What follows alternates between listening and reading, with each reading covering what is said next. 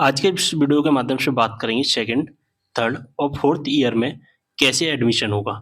Student के सबसे ज़्यादा डाउट आ रहे हैं कि सेकंड ईयर के एडमिशन्स, थर्ड ईयर के एडमिशन्स, फोर्थ ईयर के एडमिशन्स कैसे होंगे। हम यहाँ पर बात करेंगे रेगुलर स्टूडेंट की। प्राइवेट स्टूडेंट का यहाँ पर एडमिशन्स नहीं होता है। प्राइवेट स्टूडेंट के डायरेक्ट एग्जाम फॉर्म सबमिट होते हैं, इस बात का ध्यान रखना है आप सभी को, ठीक है। तो यहाँ पर हम सेकंड ईयर, थर्ड ईयर और फोर्थ ईयर रेगुलर स्टूडेंट के बारे में बात करेंगे। दोस्तों होता क्या है कि जो स्टूडेंट फर्स्ट ईयर से सेकंड ईयर, सेकंड ईयर से थर्ड ईयर और थर्ड ईयर से फोर्थ ईयर में आता है ना, तो उसे ऑनलाइन फॉर्म सबमिट करना पड़ता है। अब ये फॉर्म कब से कब तक सबमिट होंगे, तो इसके बारे में एक ऑफिशियल नोटिफिकेशन अनाउंस किया गया है। तो इस ऑफिशियल नोटिफिकेशन के माध्यम से हम सारी इन्फॉर्मेशन को समझने की कोशिश करेंगे। वीडियो को शेयर करना है ज़्यादा से ज़्यादा, जिससे सभी स्टूडेंट को इसके बारे में जानकारी मिल सके। तो यहाँ पर ऑफिशियल नोटिफिकेशन अनाउंस कर दिए गए। 24 जुलाई को ये ऑफिशियल नोटिफिकेशन यहाँ पर अनाउंस कर दिए गए। जैसा कि देख पा रहे हैं, द्वितीय, तृतीय एवं चतुर्थ वर्ष स्नातकोत्तर तृतीय सेमेस्टर में प्रवेश नवीनीकरण किए जाने के संबंध में। यहाँ पर आप समझना, दो चीज़ें यहाँ पर लिखी गई है। द्वितीय, तृतीय, चतुर्थ वर्ष, ये तो हो गया ईयरली स्टूडेंट के लिए, जैसे कि हमारा बीए हो गया, बीकॉम हो गया, बीएससी हो गया यूजी स्टूडेंट के लिए। एक हो गया स्नातकोत्तर तृतीय सेमेस्टर। तो स्नातकोत्तर तृतीय सेमेस्टर का मतलब क्या हो गया?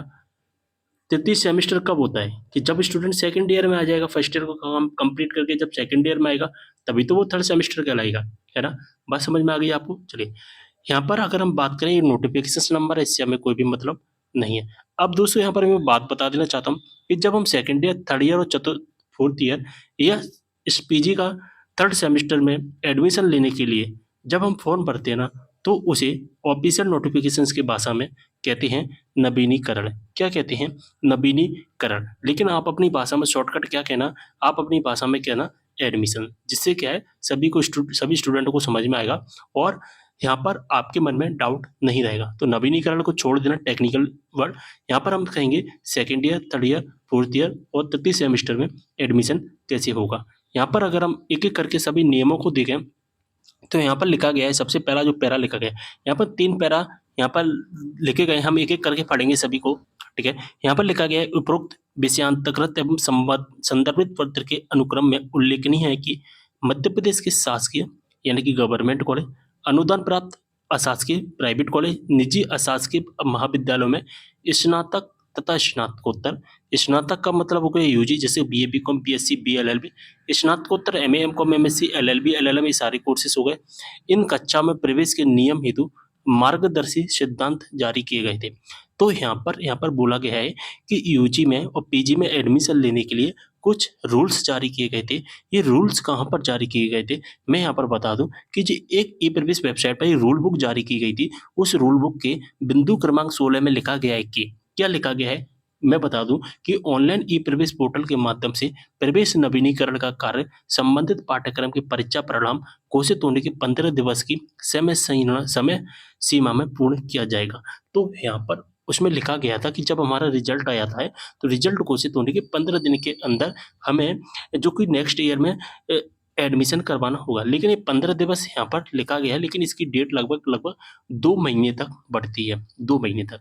अभी तो स्टार्ट ही हुए हैं और लगभग हमारा अगस्त चलेगा पूरा और सितंबर चलेगा, ठीक है। ऐसे ही 2024 में हुआ था, ऐसे ही 2023 में भी हुआ था। अगस्त चलता है, सितंबर चलता है और 2024 की अगर हम बात करें, नवंबर तक यहाँ पर सेकेंड ईयर, थर्ड ईयर के एडमिशन्स हुए थे। यहाँ पर लिखा गया है, अतः द्वितीय, तृतीय एवं चतुर्थ वर्ष व स्नातकोत्तर तृतीय सेमेस्टर में प्रवेश हेतु नवीनीकरण की तिथि आगामी 15 दिवस तक निर्धारित की जाती है।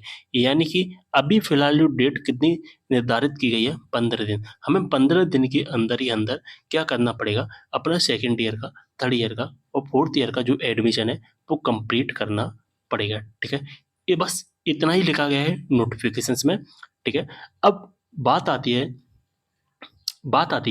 कि ये जो एडमिशन्स हैं, ये जो एडमिशन्स कैसे होंगे, ठीक है। तो इसके लिए आपको क्या करना पड़ेगा, वेबसाइट पर जाना होगा। ई प्रवेश हायर एजुकेशन वेबसाइट है, ठीक है। ई प्रवेश हायर एजुकेशन वेबसाइट पर लिंक एक्टिवेट कर दिया जाएगा और इस वेबसाइट का डायरेक्ट लिंक आपको डिस्क्रिप्शन बॉक्स में मिल जाएगा। अब ये फॉर्म कैसे भरना है, इसके बारे में मैं अगले वीडियो में आपको बताऊंगा। उस वीडियो में हम स्टेप बाय स्टेप सारी चीज़ों को समझने की कोशिश करेंगे कि किस तरह से हमारा फॉर्म है जो कि सबमिट होता है। मैं जल्दी वीडियो अपलोड करूंगा और इस वीडियो को ज़्यादा से ज़्यादा सभी के साथ शेयर कर देना। मिलते हैं अगले वीडियो में एक और जानकारी के साथ, तब तक के लिए बाय।